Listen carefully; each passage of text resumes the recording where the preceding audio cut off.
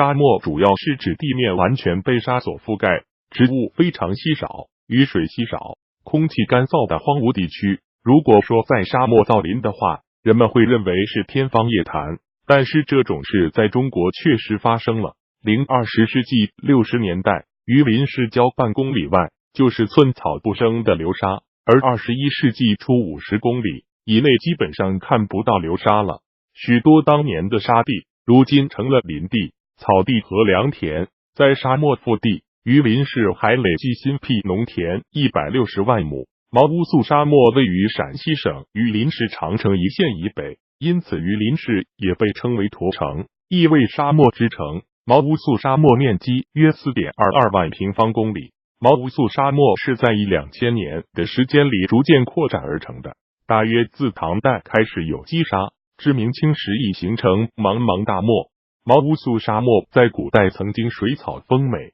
，5世纪时毛乌素南部今靖边县北的白城子曾是匈奴民族的政治和经济中心，当时草滩广大，河水澄清，是很好的牧场。后来由于不合理开垦，气候变迁和战乱，地面植被丧失殆尽，就地起沙，形成后来的沙漠沙地。毛乌素沙漠是在2000年的时间里逐渐扩展而成的，大约自唐代开始有积沙，至明清时已形成茫茫大漠。中华人民共和国建立后，在陕北进行固沙工作，引水拉沙，发展灌溉，植树造林，改良土壤，改造沙漠，成效显著。通过各种改造措施，毛乌素沙区面貌已发生了巨大的变化。经过持续不懈的努力，毛乌素沙漠800多万亩流沙止步声律，特别是饱受风沙侵害的陕北榆林市，如今已经成了塞上绿洲。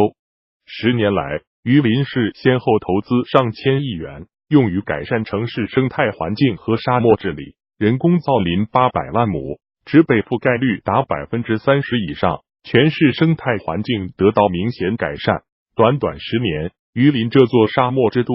变成了大漠绿洲。榆林市已在沙漠腹地营造起1万亩以上成片林165处，建成了总长1500公里的4条大型防护林带，造林保存面积1629万亩，林草覆盖率由 0.9% 提高到 25%。全市境内860万亩流沙有600多万亩得到固定、半固定，实现了地区性的荒漠化逆转。每年沙尘天气由上世纪60年代至70年代的20多天，减少到不足10天。榆林市长期遭受北来风沙侵害，历史上曾3次被迫给沙漠让路。如今，榆林市176万亩基干林带、150万亩农田林网和230万亩零散林地将7日4虐的黄沙牢牢锁住。